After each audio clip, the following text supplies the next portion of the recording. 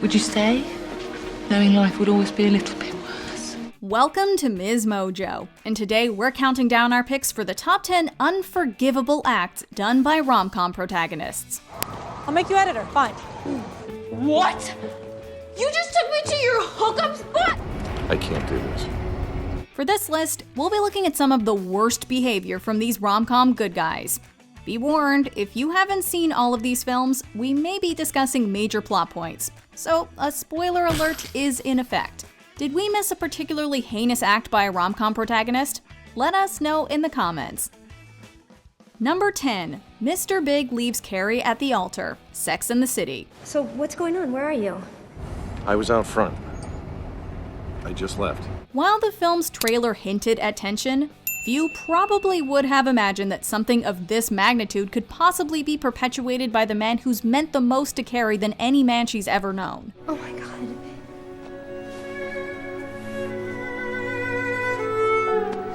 Carrie? Of course, this wouldn't be a rom-com without a little drama. But considering everything it took to get Big and Carrie to their wedding day, we can't blame Carrie for what she does, though violence is never the answer. Carrie, I freaked out for a minute, but I'm ready now. While Big's discomfort about the wedding's size and the growing publicity around it is understandable, there was simply no excuse for him to jilt his bride-to-be in the way he did. And just moments before the ceremony to boot. Carrie may have ultimately forgiven him, but we are still not over it. Number 9. What Harry does to Karen. Love Actually. How stereotypical. Couldn't Harry have been a bit more creative with his infidelity at least? Right. He's a high-powered businessman who cheats on his adoring wife with his much younger secretary. We never actually see Harry cheating. But thanks to tweets by writer-director Richard Curtis's wife Emma Freud, who's also Love Actually's script editor, it's very clear that Harry went past just a flirtation and had a full-on affair. It's all for you, Sarah. Poor Karen. She only found out because she accidentally discovered a Christmas gift she assumed was meant for her, but it was actually for Mia, the secretary. It's a CD. Joni Mitchell, wow. To continue your emotional education. Yes. It's also been confirmed by Freud that they did ultimately stay together. But after watching Karen's heart break in that scene, it's hard not to wish there was an alternate ending where she kicked him out on his sorry ass. Would you stay, knowing life would always be a little bit worse? Number 8. Everything Lucy Eleanor Moderatz does. While you were sleeping. Somebody help me, please! Sir, are you okay? There's a lot to unpack here. Lucy saves Peter from being hit by a train, but he still lands in a coma. While he's in the hospital, Peter's family mistakes Lucy as his fiancé, and rather than correct them, she goes on letting them believe the lie. Who's she? She's his fiancé. His fiancé? Yeah. Peter's fiancé? Peter's engaged? Yeah, I thought no. As if that weren't bad enough, when Peter finally wakes up, she lets him believe that he has amnesia as he can't remember her and nearly marries him for real under false pretenses. Meanwhile, Lucy and Peter's brother Jack have been secretly falling in love with each other. So, you gonna go see Peter tomorrow? Whoa. Lucy was a complete stranger who invaded the Callahan family and didn't tell the truth about it until she was about to marry Peter. How could Jack ever overlook all those ridiculous lies? Dearly beloved, we are gathered here today to join... I object. Oh, Number 7. Andie Anderson and Benjamin Barry use each other. How to lose a guy in 10 days. So you're the new point man on the DeLauers. She loves me. Good for you. And good for whoever she is. Andie is a writer and Ben is a serial playboy. She uses him and does terrible things to him in order to write an article about the best ways to drive a guy away. Oh, you are already falling in love with me. I'm gonna make you wish you were dead. And Ben changes his entire personality in order to hold on to Andie, so he can prove to his boss that he's capable of romance, all in order to get a big account at his advertising agency. I'm talking about deep, meaningful, head over heels, his and her towels, let's grow old together, Love. They end up really falling for each other in the end, but did they really? How could they even really know who the other one really was under all the lies and games? You calling my bluff? You bet I am. Number 6. Margaret Tate bribes Andrew Paxton. The proposal. I think there's something that you should know. We're getting married.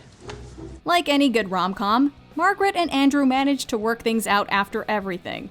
They're two people thrown together by happenstance who discover through a series of hilarious yet heartwarming events that they are in fact desperately in love. In this case, Margaret is about to be deported, so she bribes her assistant Andrew. She promises to help bolster his career if he marries her, which will enable her to stay in the US. I'll make you editor, fine. She also threatens that his career will take a nosedive if he doesn't. Using a position of power to manipulate someone is never okay. If the roles were reversed, Andrew would probably be on trial right about now. I'm gonna take you down. Okay. Number 5. John Beckwith and Jeremy Gray's inappropriate behavior. Wedding crashers.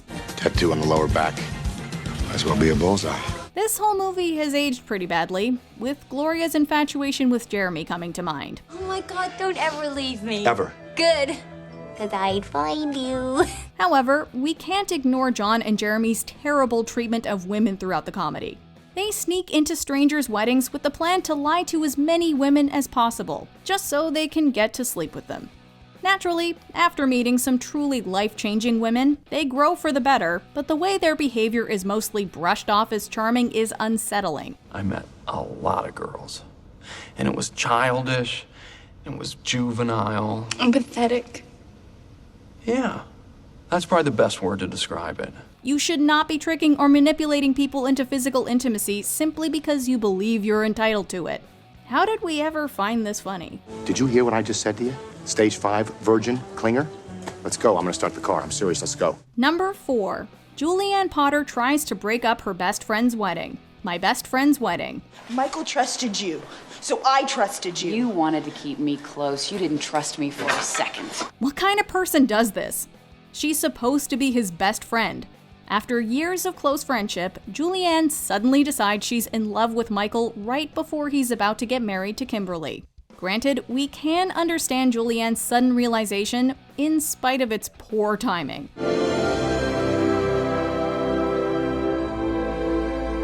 We might even be able to understand her expressing those feelings to her friend before the wedding just to be sure there's something there or not. But does Jules simply tell Michael about these feelings like a well-adjusted adult? Nope. See, you can do this. It's easy. You just do it fast, get it over with. It's like it never happened. She instead conspires to destroy his relationship, ruin the wedding, and steal him for herself. And that is just unacceptable. Some best friend. You kissed him! At my parents' house! On my wedding day! Number 3. Noah Flynn's possessive behavior. The kissing booth. The days of you controlling my life are over! We'll see about that. Noah is the worst.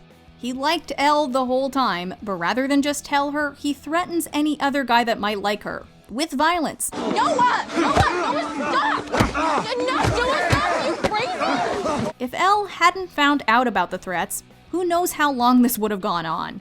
Noah could have just continued doing whatever he wanted with whomever he wanted while secretly destroying Elle's love life. And when she called him out on it, he refused to stop. What the hell is that? You just took me to your hookup spot! No, you know what? Unbelievable! Noah's reputation as a player was a bit of a deterrent for Elle, but really, it should have been how he acted like he owned her. What is wrong with you? You cannot pin all this on me. When he finally confessed his real feelings for her, she should have given things more thought and not necessarily given him another chance. Number 2. Sierra Burgess catfishes Jamey. Sierra Burgess is a loser. You are even more beautiful than I remember. This one is honestly kind of disturbing and was passed off as a light-hearted romantic comedy fare. Jamey thinks that he's texting Veronica, a hot girl he asked out, but she gave him a fake number, so he's actually talking to Sierra.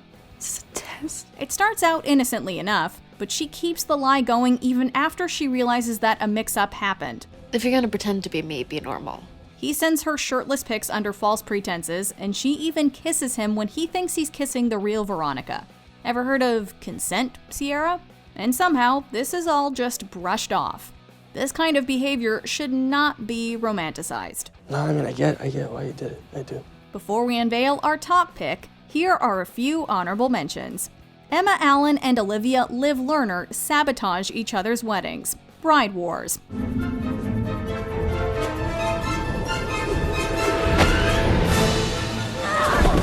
Mary Magdalene Horowitz stalks Steve Miller. All about Steve. Hey! Good surprise! Yeah. Rachel has an affair with her best friend's fiancé. Something borrowed. Rachel! Rach! Oh my god, what did I do? Where are you? I'm panicking. Dax never came home. Oh no. Before we continue, be sure to subscribe to our channel and ring the bell to get notified about our latest videos. You have the option to be notified for occasional videos or all of them. If you're on your phone, make sure you go into your settings and switch on notifications. Number 1. Dean Proffitt takes advantage of Joanna Stayton. Overboard. Mystery woman is still suffering from complete but temporary amnesia. If any of you know the identity of this woman, please come to Elk Cove Hospital immediately. I'll put up the reward myself. Goodness, where to start? Admittedly, Joanna was pretty much a monster to Dean. She refused to pay him for all the hard work he previously put into renovating her closet, and her shoving him off the boat could be considered an act of violence. But I'm not going anywhere. But nobody deserves what Dean did to her. In a dramatic twist of fate, karma catches up with Joanna, and she later falls off the yacht as well. When it turns out she has amnesia, her real husband abandons her. Meanwhile, Dean claims to be her husband in order to get her to do chores to work off her debt to him. Everything's gonna be okay now. I am your husband. My name is Dean Proffitt. We've been married for 13 years. This is a sick level of manipulation here. We wouldn't be surprised if this supposed rom-com could be easily re-edited into a horror movie. Tell me something about my life, about my past, please. Something not horrible. Do you agree with our picks? Check out this other recent clip from MsMojo. And be sure to subscribe and ring the bell to be notified about our latest videos.